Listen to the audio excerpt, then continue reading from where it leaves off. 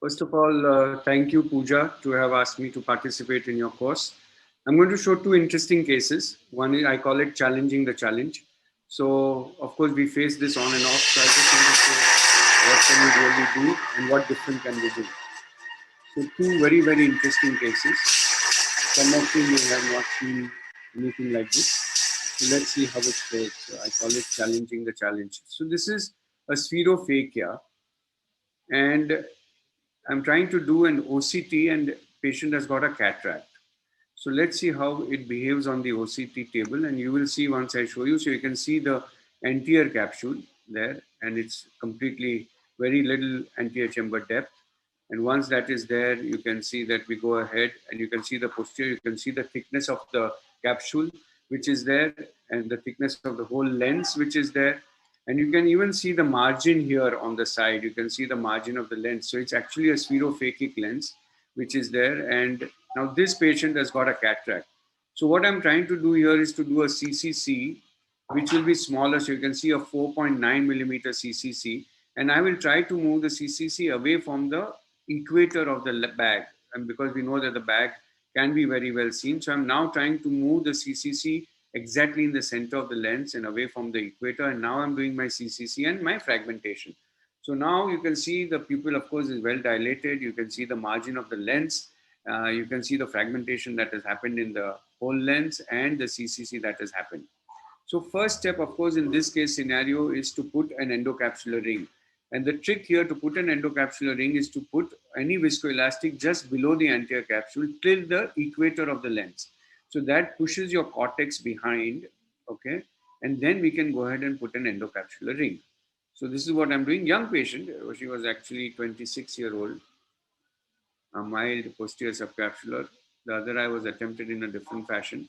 So now I'm going ahead and putting a larger endocapsular ring and then going ahead and putting the ring inside. Once I've done that, go ahead and do your phacoemulsification, quite like a normal case. Once you've done your phacoemulsification, you separate the nucleus, etc.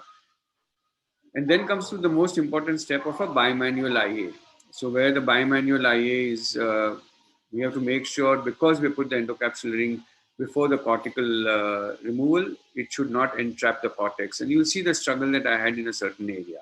So this is just the rotation of the nucleus. You can see the 6 pies that I made of the nucleus. It's not a very, very, very soft cataract as one would expect it to be. So you can see the nucleus being removed by phacoemulsification. Once that is done, we go ahead and do a bimanual IA. The tricky part here, of course, is to do cortical stripping. Sometimes it gets entrapped in the endocapsular ring. You can see that the margin of the lens, which was seen before the surgery, now has gone behind the iris and not seen that much as what it would want to be seen. Once this is done, we remove all the cortical matter. At one step, you will see that there was a little struggle to remove the cortical matter, because that's where I felt the endocapsular ring may have entrapped a bit of the cortex. But the rest of the cortical matter was very, very well removed. So once this was done, you can see that I have now holding the cortical. Sometimes you have to strip in a tangential direction. So don't try to pull. Normally we tend to hold the cortex and pull it towards the center.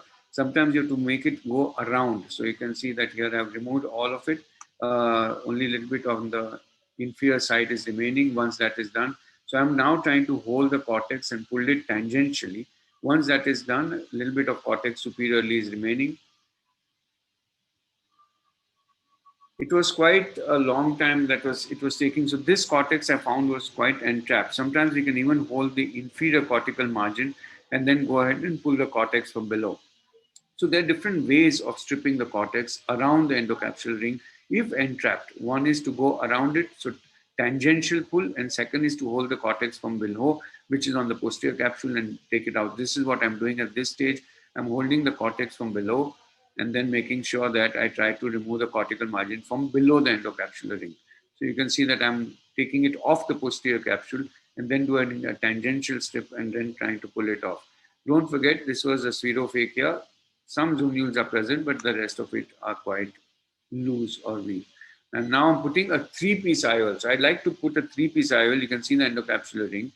And the 3-piece IOL will cause further protection from the back from collapsing. So a little bit of cortex, I actually left in this case superiorly. I said, it's okay, really doesn't matter. But the lens has gone into the bag. So this was quite easily possible according to me because the rhexis was well achieved with the femto. The whole thing is done, and then once a little bit of cortex inferiorly was removed and the superior cortex I left, it really didn't matter much. So this is all done as far as this case is concerned. I'll be showing you one more case. Now this is all cortical removal, and once that is done, we just put a little bit of pilocarpine and the case is all done. So doing a femto approach, I personally feel in such a case is quite easy and quite possible, which otherwise would be quite difficult to handle. I'm going to show you one more case. This is persistent pupillary membrane. So you can see that I'm measuring the cornea from side to side. It's a persistent pupillary membrane. I got a UBM done. So in this case, you don't know what's behind. We know that there is a cataract. So the UBM showed that there were zonules absent from almost 8 o'clock till the other side. So almost from 9 o'clock till almost 7 o'clock. So now the question is how to approach this part. So here what I did, you can see that this is the sphincter, this is the dilator, and the muscle, the whole persistent pupillary membrane is coming in the front. Go ahead and put your viscoelastic.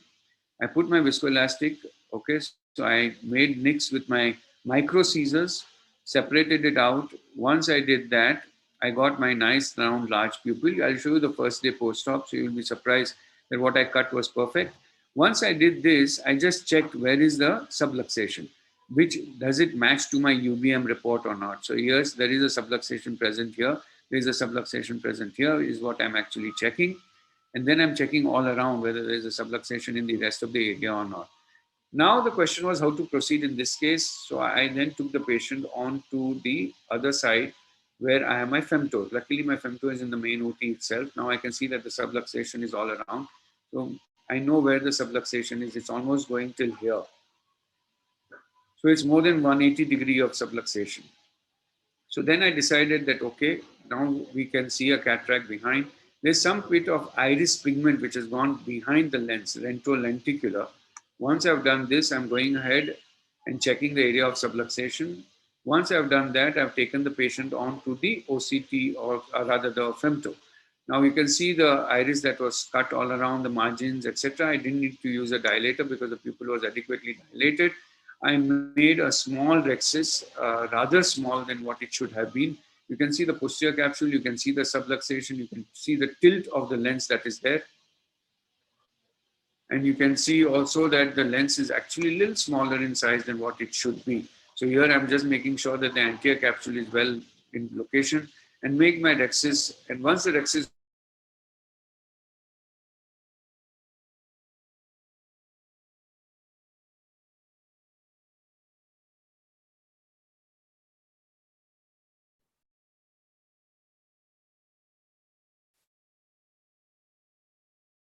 Sir's video stuck. Pooja?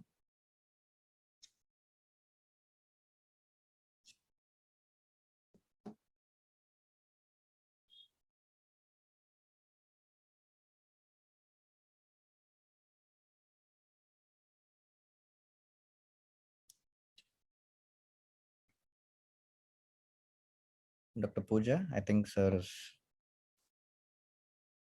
you're muted. Dr. Pooja. I think we lost. Okay, he's back. is connected. Yeah, Now yeah. you can see? Yes, sir, we can see you. You need to share your screen again.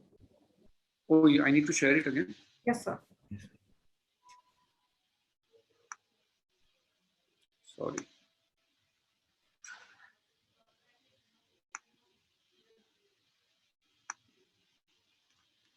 Okay.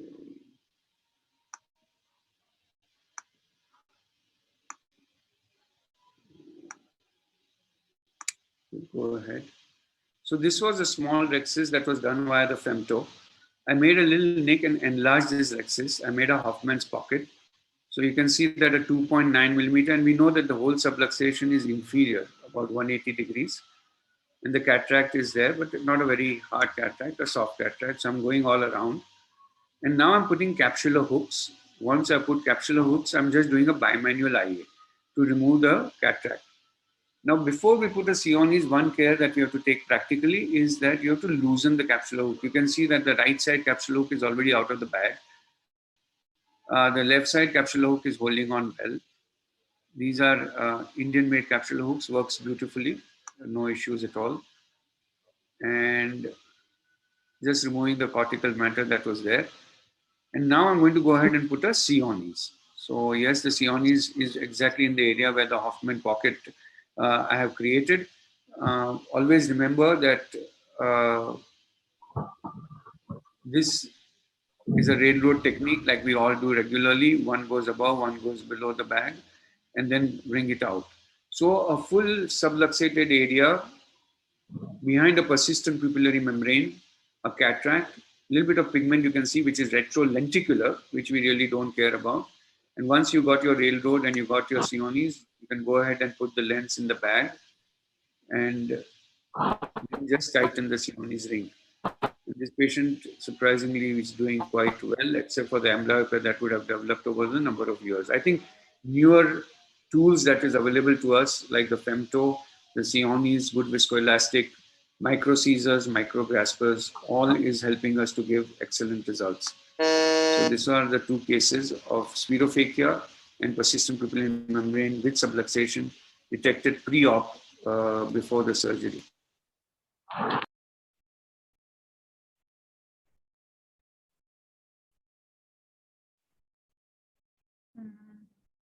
Thank you, sir.